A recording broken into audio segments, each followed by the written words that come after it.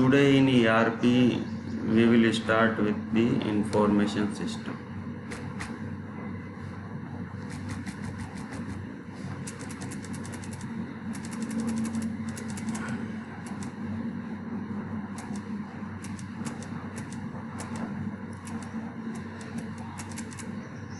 This all we have discussed in previous lecture.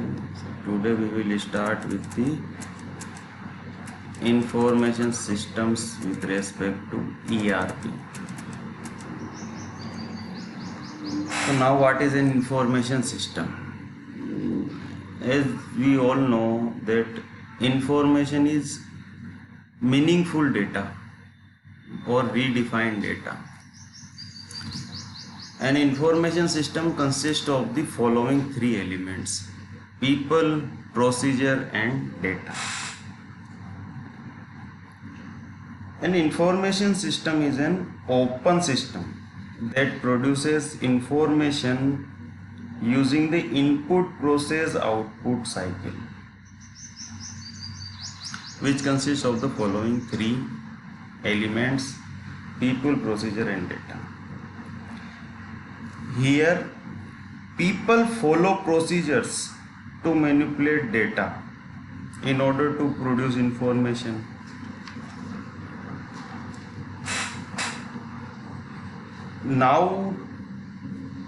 Nowadays, the definition of this information system has undergone a slight change. Today, an information system is an organized combination of people, hardware, software, communications, networks, and data resources that collects, collates, transforms, disseminates, acquire, monitor, classify, use, publish, archive, dispose, transfer and disseminates information in an organization. MIS. MIS is basically a decision support system for an organization, as we have discussed in previous semester in system analysis and design subject. MIS are basically designed to support the management in their decision making. So these basically work as support system. MIS produce information products that support many of the day-to-day decision making needs of the management. Reports, charts, graphs, displays and responses produced by such MIS systems provide information that managers have specified in advance. But the problem with these information systems like MIS is that they operate at a departmental level and they give only information that has been predefined. So each department will have its own database and information system. These systems will produce various reports of varying detail that was specified when the system was built. This method of information gathering has two major disadvantages. One, the people in one department do not have any information about what is happening in the other departments. Maybe at the top management level, the summary reports are being circulated to other departments also. But these summary reports often fail in capturing the real picture of the organization. The second drawback is that these systems give only the information that they are designed to produce at the time they were built. For example, suppose a manager wants some information which is not in the reports. Then these systems are of no help. They cannot provide any information which is not in their reports or in their database. So in that case, no decision maker can take good decision with the isolated information that they can get from the information produced by individual departments. So these systems lack the integrated approach. Because the systems work in isolation, collecting and analyzing the data needed for functioning of one department, as I have mentioned earlier, and getting information about some aspect that is dependent on more than one department is a very difficult task.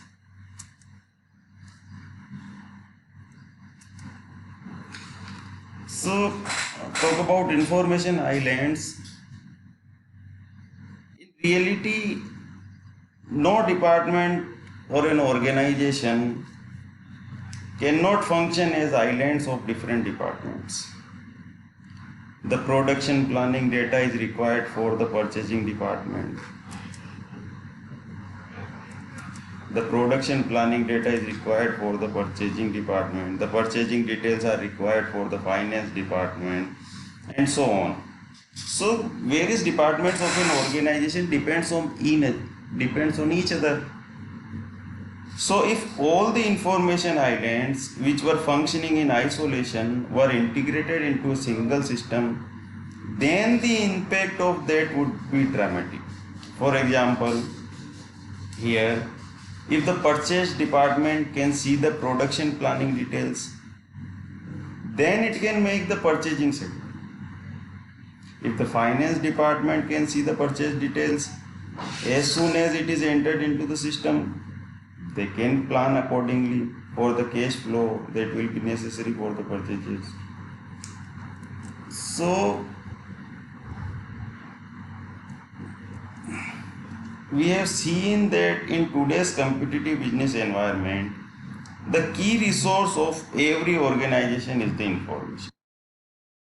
If the information does not have an efficient and effective mechanism that enables it to give decision makers the right information at the right time, then the chances of that organization succeeding. That's why we need ERP. So talk about the basic fundamental characteristics of information. The three fundamental characteristics of information are accuracy, relevancy, and timeliness. The information has to be accurate, it must be relevant for the decision maker, and it must be available to him when he needs. This is the meaning of accuracy, relevancy, and timeliness. Any organization that has the mechanism to collect, collate, analyze, and present high quality information to its employees, thus enabling them to make better decisions, will always be one step ahead of the competition. So today, the time available for an organization to react to the changing market needs or trends is very short.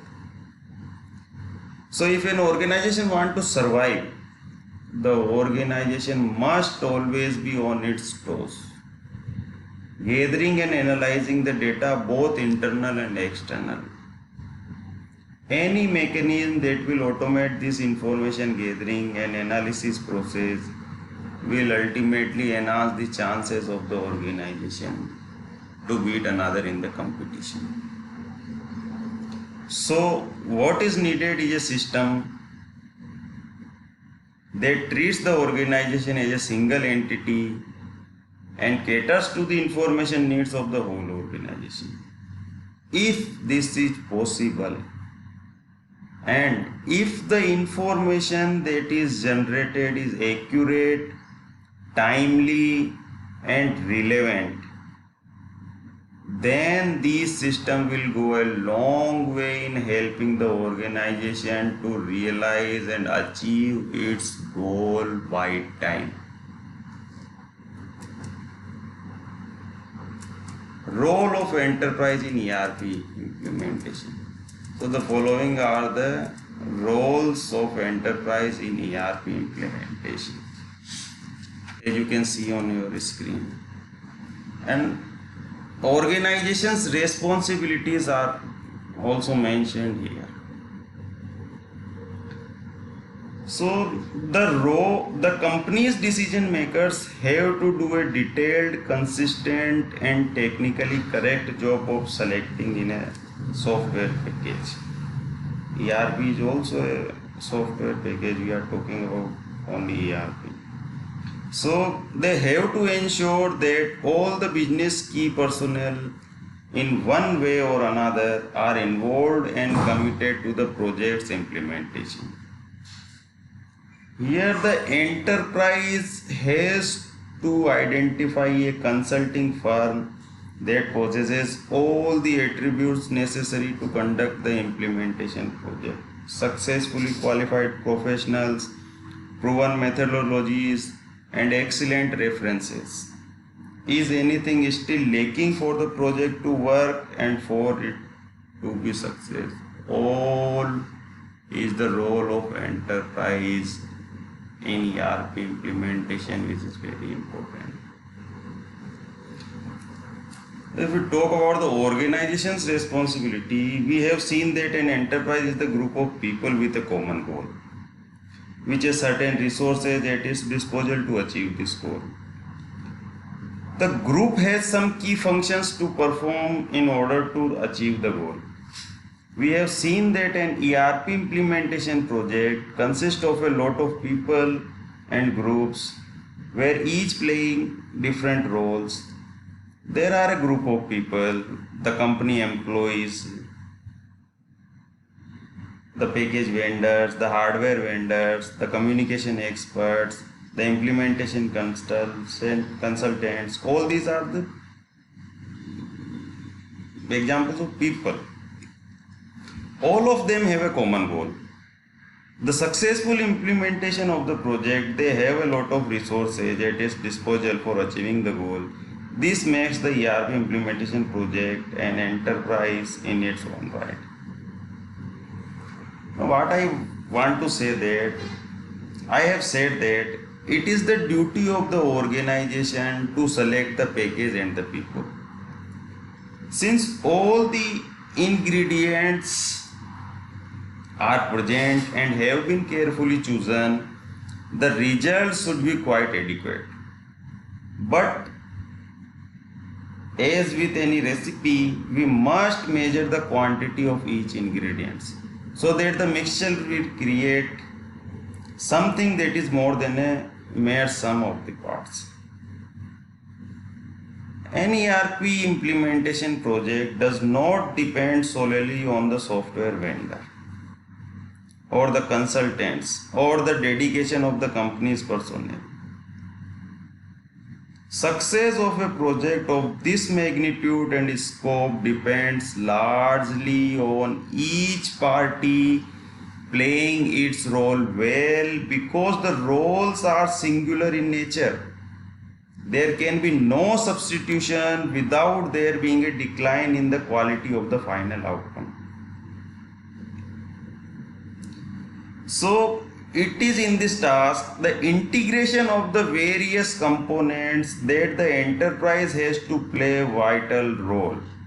The role of the facilitator and the success of the ERP implementation projects depends on how well this is done. It does not depend on a single party or people or resource. All have to play their role specifically very well.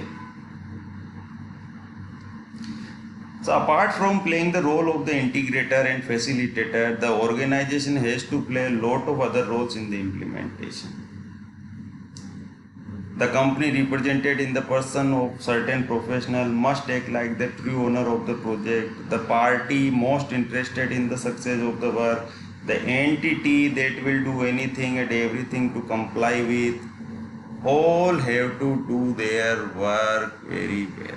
Then only we can successfully implement ERP for an organization. Thank you very much. We will talk more on later in later.